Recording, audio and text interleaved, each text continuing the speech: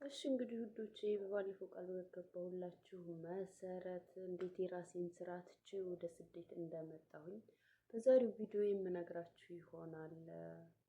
እንዴት ወደ ስደት የራሴን ስራ ትቼ ወደ ስደት እንደመጣሁ እንግዲህ ሙሉ መረጃውን በዚህ ቪዲዮ የምነግራችሁ ይሆናል ውዶቼ። አሰላሙ አለይኩም ወራህመቱላሂ ወበረካቱ። እንዴት ናችሁ ያ ጀማ? ደህና ናችሁ? አለሁ ወላሂ አልሐምዱሊላህ እኔ ደህና ነኝ። ክርስቲያን ወገኖቼ ሰላም ሰላም ብያለሁኝ። በያላችሁበት ውድ ሀሊም ዩቲዩብ ቤተሰብ ተከታታዮች ሰላማችሁ ይብዛልኝ። አበረታቱኝ። ገና አዲስ ጀማሪ ነኝ ታውቃላችሁ ውዶቼ። ላይክ፣ ሼር፣ ሰብስክራይብ በኮሜንት እያደረጋችሁ ሀሳብ አስተያየታችሁን ስጡኝ፣ አበረታቱኝ። ማስተካከል ያለብኝ ነገር ካለ የምታስተካክይ የምትጨምሪበት በዚህ ጉዳይ ላይ በዚህ ዙሪያ ብትሰሪልን የምትሉትን ነገር በኮሜንት አሳውቁኝ እላችኋለሁኝ። እንግዲህ ወደ ዛሬው ቪዲዮ ስገባላችሁ ያው እንግዲህ ኢትዮጵያ ላይ ሱቅ ነበር የምሰራው እና እሱን ዘግቼ ነው ወደ ስደት የመጣሁት። ለምን መሰላችሁ እሱን የዘጋሁት? ኢትዮጵያ ላይ ኑሮ በጣም ከባድ ነው ከምታስቡት በላይ። ያው ከጊዜ ወደ ጊዜ ከቀን ወደ ቀን ከጧት የገዛችሁት እቃ ከሰዓት መልሳችሁ ስትሄዱ ጨምሮ ነው የምታገኙት። እንደዚህ አነስ ያለ ስራ ለሚሰራ ሰው ደግሞ በጣም አስቸጋሪ ነው። እንደዚህ በሆነች በትንሽ ነገር ቀስ በቀስ በሂደት እያደግኩኝ እሄዳለሁኝ። ምንም በቃ የማይታሰብ ነገር ነው። ያ ሲሆን በቃ ያው ያለኝ አማራጭ ስደት ነው እንደማንኛውም ሰው እና እንደዛ ሲሆንብኝ ወደ ስደት መጣሁኝ። እና ምን እላችኋለሁ መሰላችሁ፣ ስራ ከመጀመራችሁ በፊት ስለዛ ስራ በደንብ እውቀት ሊኖራችሁ ይገባል። ምንም ሆነ ምንም ስራ ገንዘብ ስላላችሁ ብቻ ሰርታችሁ ውጤታማ ትሆናላችሁ ማለት አይደለም። እውቀት ያስፈልጋል። መጀመሪያ ስለዛ ስራ ቢያንስ ተቀጥራችሁ አንድ ወርም ሆነ 2 ወርም 3 ወር እንደው እስከ 6 ወር ባለው ስለዛ ስራ በደንብ ማወቅ አለባችሁ። እንዴት እንደሚያተርፉ እንዴት በቃ እያንዳንዱን ነገር። እንግዲህ ካሁን ሱቅ በጣም ቀላል ስራ ተብሎ ነው አይደለም የሚታሰበው፣ ግን እንደሚታሰበው አይደለም ስገቡበት ማለት ነው። በጣም ብዙ ውጣ ውረድ አለው። ከምን ላይ በስርዓት እንደምታተርፉ ከምን ላይ ብዙም እንደማታተርፉ ያንን ነገር መጀመሪያ እውቀቱ ሊኖራችሁ ይገባል። እውቀቱ ሳይኖራችሁ ከጀመራችሁት ምንም የነዛ ያከፋፋዮቹ አሻሻጭ ነው እንጂ የምትሆኑት እናንተ ምንም ውጤታማ አትሆኑ። እና ደግሞ የሆነን ስራ ስትጀምሩ ቢያንስ ለዛ ስራ 200 ሺህ የሚያስፈልግ ከሆነ እጃችሁ ላይ ቢያንስ 100 እና 150 ሺህ ትርፍ ሊኖር ይገባል። ለዛ ስራ የሚያስፈልገው 200 ሺህ ከሆነ 200 ሺውን ለዛ ለስራ ውላችሁ ግን እጃችሁ ላይ ትርፍ 100 ወይም 150 ሺህ በቃ እንደዛ ቢያንስ ከ50 ሺህ በላይ እጃችሁ ላይ መኖር አለበት። ያ ስራ ሰዎች እስከሚያውቁት ድረስ እስከሚላመድ ድረስ ምናምን ወራቶችን ይፈጃል። በዛን ሰዓት እናንተ ከዛ ነገር ላይ አንስታችሁ ለራሳችሁ ጥቅም መዋል አትችሉም። እንደዛ ካረጋችሁ ኪሳራ ላይ ነው የምትወድቁት። በተለይ የሱቅ ስራ ደግሞ በጣም ጥንቃቄ የሚያስፈልግ በቃ በጣም ጥንቃቄ የሚጠይቅ ስራ ነው። ሲታይ በቃ በጣም እንደዚህ ምንም ያን ያክል የሚያስቸግር መስሎ አይታይም፣ ግን በጣም አስቸጋሪ የሆነ ውስብስብ ያለ የሆነ ስራ ነው። ቢያንስ ትርፍና ኪሳራችሁን ለማወቅ ሂሳብ ለመስራት ለምን በቃ ትናንሽ የሆኑ ነገሮች በጣም ስለሚበዙ እንደዚህ ትርፍና ኪሳራችሁን በወርም ሆነ እንደዚህ ቢያንስ ያው ለመጀመሪያ ያክል እንደዛ ትሰራላችሁ። ግን ያው እየተለመደ ሲሄድ ስራችሁ ምናምን በ6 ወር ወይም በአመት ትርፍና ኪሳራችሁ ምን ያክል ካፒታችሁ ምን ያክል ደረጃ እንደደረሰ ትሰራላችሁ። እና የዛን ሰዓት ለመስራት በጣም አስቸጋሪ ነው። ግዴታ መጀመሪያ እውቀቱ ሊኖራችሁ ይገባል። እነዛ ሰዎች እንዴት እንደሚሰሩት ሌሎቹ እንዴት ትርፋማ ሊሆኑበት እንደሚችሉ በዛ ስራ መጀመሪያ ማወቅ አለባችሁ። ከዛ በኋላ ነው ወደ ስራው መግባት ያለባችሁ። እና በቃ የሆነ ከራሳችሁ ተሰጥቶም ያስፈልጋል እኮ ለሆነ ነገር። የሆነ ሰው አሁን ዘፈን ስለሚወድ ብቻ ዘፋኝ መሆን አይችልም። ተሰጥቶ ያስፈልገዋል። እና ማንኛውም ስራ በንግድ ላይ ስትሰማሩ ያ ነገር ግዴታ ያስፈልጋል። ያ ነገር ከሌላችሁ ከውስጣችሁ በቃ የሆነው ይሄንን እኮ ብሰራው እኔ ምናምን ብላችሁ የሆነ እኮ ውስጣችሁ ላይ ደስ ስትሰሩ ደስ የሚላችሁ ስራ እኮ አለ አይደለ? ያንን ስራ ነው እንጂ የሆነ ሰው መጥቶ ይሄ ቢዝነስ እኮ በጣም ያዋጣል፣ ይሄንን ቢዝነስ ብትጀምሪው ያዋጣሻል፣ በጣም የሚያበላ ስራ ነው፣ በጣም ምርጥ የሆነ ስራ ነው ስላላችሁ ብቻ ወደዛ ቢዝነስ መግባት የለባችሁም። በቃ ከራሳችሁ ጋር የሆነ ራሳችሁ ስትሰሩት የሆነ ቀለል ብሏችሁ እኮ ደስ ብሏችሁ የምትሰሩት ስራ አለ አይደለ? በቃ እንደዚህ አይነት ስራ እና ደግሞ አካባቢያችሁን ማየት በቃ አሁን እኔ ያለሁበት አካባቢ ላይ እዛ ሀገር ላይ ገብታችሁ የምትኖሩበት አካባቢ እዛ ቦታ ላይ ምን አይነት ስራ ቢጀምር፣ በነገራችን ላይ ያልተጀመረ ስራ የለም፣ ሁሉም ስራ ተጀምሯል። ግን ምንድነው የሆነ ነገሩን ቀየር አድርጎ የሆነ ሁሉም ስራ እኮ የሆነ የጎደለ ነገር ይኖረዋል። ሰዎች የሚንገላቱበት የሆነ ምናምን ነገር ይኖራል አይደል? የሆነ ነገር አሁን እዚህ ስራ ላይ ምን አይነት ነገር ብጨምርበት ሰዎች የበለጠ ይወዱታል፣ ምንስ ነገር ብቀንስ የሚለውን ነገር በደንብ ማጥናት አለባችሁ። በቃ ከራሳችሁ ጋር ከማንም ጋር ሳይሆን ከራሳችሁ ጋር አካባቢያችሁን እያያችሁ ከራሳችሁ ጋር ነው መማከር ያለባችሁ ለሁሉም ነገር ማለት ነው። እና እንደዛ ነው እላችኋለሁ ውዶቼ። እና ያው እኔ ማለት መጀመሪያ ልሰራ ያሰብኩት ስራ ምን መሰለህ? ሌላ ስራ ነበረ፣ እንደ የሆነ ቡቲክ ነክ ነገር ምናምን በቃ እንደዚህ ልብስ ስፌት ምናምን በጣም ነው የምወደው፣ እችላለሁም ማለት የተወሰነ ሙያው አለኝ፣ እውቀቱ አለኝ። ያንን ነበረ ልሰራ የነበረው። ግን በሰዓቱ ነገሮች እንዳሰብኳቸው አልሆነልኝ ያሉ እና በቃ ለምን ሱቅ አትጀምሪም አንቺ? ምንም ኮተት የማያስፈልገው ምንም የማያስፈልገው ስለ ሱቅ ስራ ምንም የማውቀው ታሪክ የለም።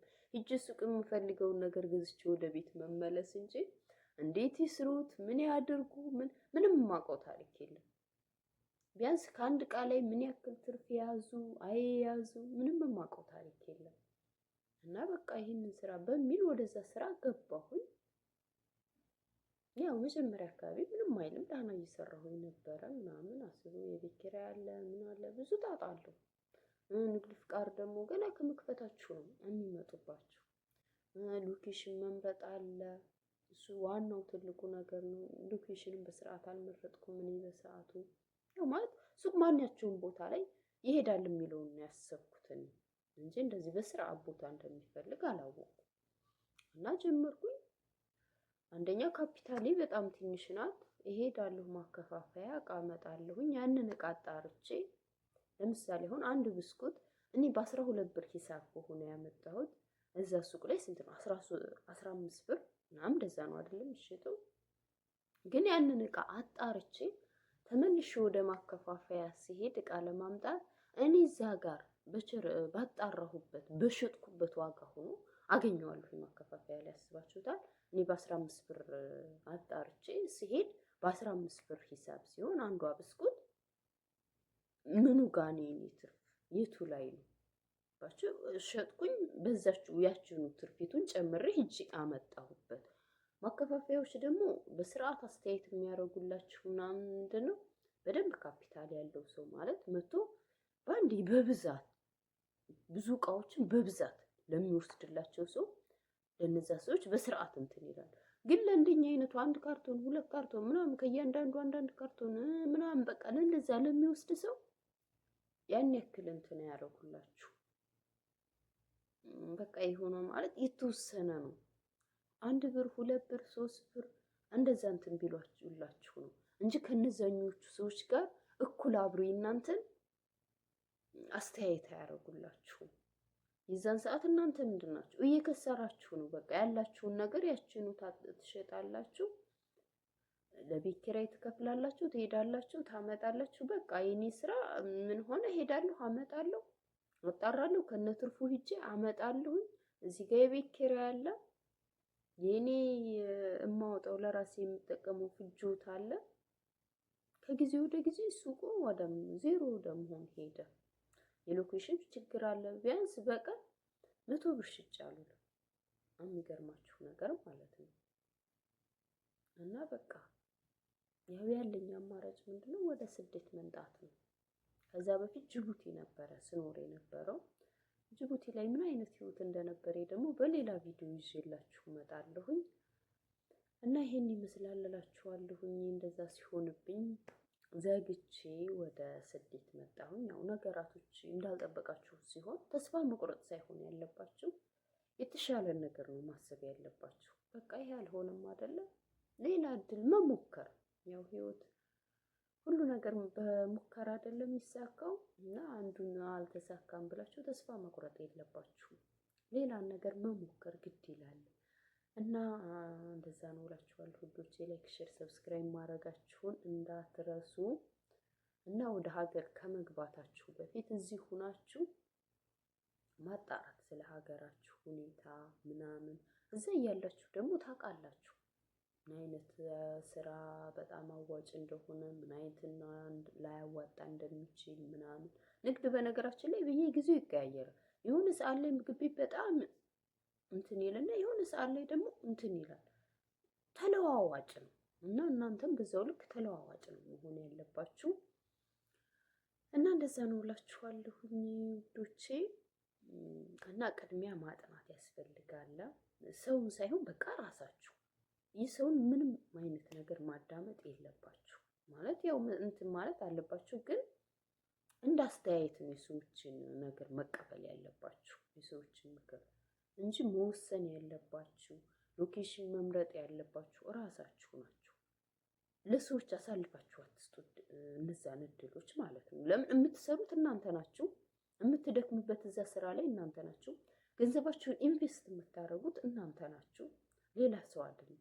እዚያ ስለሆነ እዚህ ጋር የደከማችሁበት ብዙ የተሰቃያችሁበት ገንዘብ ነው። ገንዘብ ያንን ነገር ቆም ብላችሁ ማየት አለባችሁ። አገር ገብታችሁ ቢያንስ ቤተሰብ ጋር ሳምንት 15 ቀን ካሳለፋችሁ በቂ ነው በስነ ስርዓት። ከዛ በኋላ ወደ ጥናት ነው መግባት ያለባችሁ። አካባቢያችሁን ራሳችሁ እየተዟዟራችሁ ማየት፣ የት ቦታ ላይ አሪፍ ስራ እንደሚሰራ፣ የሆነ ስራ የት ቦታ ላይ፣ ቡቲክ የት ቦታ ላይ፣ ልብስ ቤት የት ቦታ ላይ እንደሆነ በደንብ የሚያዋጣው፣ ምግብ ቤት የትኛው አካባቢ ላይ እንደሆነ በደንብ እየተዟዟራችሁ ራሳችሁ አካባቢያችሁን ማየት። ከዛ በኋላ ወደ ስራ ትገባላችሁ እንጂ የሆነ ደላላ እዚህ ቦታ ላይ በቃ ቦታ አግኝቼልሻለሁ ስላለ ሄዳችሁ ያንን ነገር ቶሎ ብላችሁ እንትን ማለት ያው ቁጭ ስትሉ በጣም ያስጠላል። ስላየሁት ነው። በቃ ያ መቀመጥ አስጠልቷችሁ በቃ ቶሎ ወደ ስራ መግባት አለብኝ ብላችሁ እንትን የምትሉ ከሆነ ምንም ትርጉም የለውም። ኪሳራ ነው። መልሳችሁ ወደ ስደት መምጣት ነው። ስለዚህ ያ ከመሆኑ በፊት አስቀድማችሁ እዚህ ያላችሁ የተለያዩ ሙያዎችን ለመልመድ መሞከር። ሙያ ነክ ነገር በነገራችን ላይ በጣም አዋጭ ነው። ቢያንስ በእናንተ እንኳን ባትበሉበት ተቀጥራችሁ ትበሉበታላችሁ። እና ሙያ ነክ ነገር የሆኑ ስራዎች ላይ ትኩረት ብታረጉ፣ ሱቅ እየሰራችሁ ለምሳሌ እዛ ሱቅ ላይ አብረው ተያያዥ ሊሄዱ የሚችሉ ነገሮችን እንደ ሱፍራ፣ ዳንቴል ነክ ነገሮች፣ ለውዝ። አሁን ይሄ የለውዝ ማሽን እዚህ ጋር ያን ያክል ብዙ አይደለም፣ ርካሽ ነው። እና እነሱን ይዛችሁ ገብታችሁ ለምን ከሱቅ ጋር አብረው የሚሄዱ ነገሮች ናቸው። እንደነዚህ አይነት ነገሮችን ራሳችሁ የሆነ የራሳችሁ የሆነ ውጤት ሲቀላቀልበት በጣም አሪፍ ነው። እና አብረው እንደዚህ ሙያ ነክ ነገር አብረው የሚሄዱትን ነገሮች አብራችሁ ብትጀምሩ ምናምን የበለጠ ውጤታማ ትሆናላችሁ። እና እንደዛ ነው እላችኋለሁ ውዶቼ። ወሬ አላብዛባችሁ። በቀጣይ ደግሞ ምን አይነት ስራዎችን ብትጀምሩ እዛ እኔ አገር ላይ ሁኜ ካየኋቸው እንደዚህ እየተዟዟርኩኝ ካየኋቸው አንጻር እና ምን አይነት ነገሮችን ብትጀምሩ አሪፍ ይሆናሉ የሚሉትን ነገሮች ደግሞ በቀጣይ ቪዲዮ ይዤላችሁ እመጣለሁኝ። እና ያው የኔ ተሞክሮ ይሄንን ይመስላል። አልሐምዱሊላህ ማለት ከሰርኩ አልልም። ምን ይበዛ ስራ ማለት ነው። በጣም ብዙ እውቀት አግኝቼበታለሁ። ስለ ንግድ ምን ማድረግ እንዳለብኝ ብዙ ነገር ተምሬበታለሁ። መክሰርም ራሱን የቻለ ትርፍ ነው፣ ውጤት ነው። ግዴታ የሆነን ነገር መጠበቅ የለባችሁም። ስትከስሩ እውቀት ትይዙበታላችሁ። ከዛ ስራ ስህተቶቻችሁን ትማሩበታላችሁ። ለቀጣዩ ብዙ ነገር ታተርፉበታላችሁ። አሁን ላይ እኔ ቀጣይ ሀገር ገብቼ እነዛን ስህተቶች አልደግምም። ለምን አይቻችኋለሁ መጀመሪያ ላይ ከመጀመሪያው ስራዬ ተምሬበታለሁ እና ምንም የምቆጭበትም ምንም እንትን የምልበትም ነገር ምንም የለም። አልሐምዱሊላህ ለምን ብዙ እውቀት አግኝቼበታለሁ። ስለ ንግድ ብዙ ነገር ተምሬበታለሁ። ምን ማድረግ እንዳለብኝ በደንብ አውቄበታለሁ እና ያ ስለሆነ አልሐምዱሊላህ እላችኋለሁ ውዶቼ። ነገ ደግሞ እንግዲህ በተሻለ ስራ ከዛ የተሻለ ስራ እንደሚጀምር ተስፋ አረጋለሁ። ኢንሻአላህ ደግሞ አላህ እንደሚያሳካው አልጠራጠርም። ያሳካልኛል ሙሉ ተስፋ አለኝ በአላህ ላይ። ያው ከኔ የሚጠበቀው ሰበቡን ማድረስ አይደለም። አሁን እንግዲህ ሰበቡን እያደረስኩኝ ከአላህ መጠበቅ ነው እላችኋለሁ ውዶቼ። በቀጣይ ቪዲዮ እስከምንገናኝ እወዳችኋለሁ ማሮቼ። ቻው፣ ደህና ሁኑልኝ።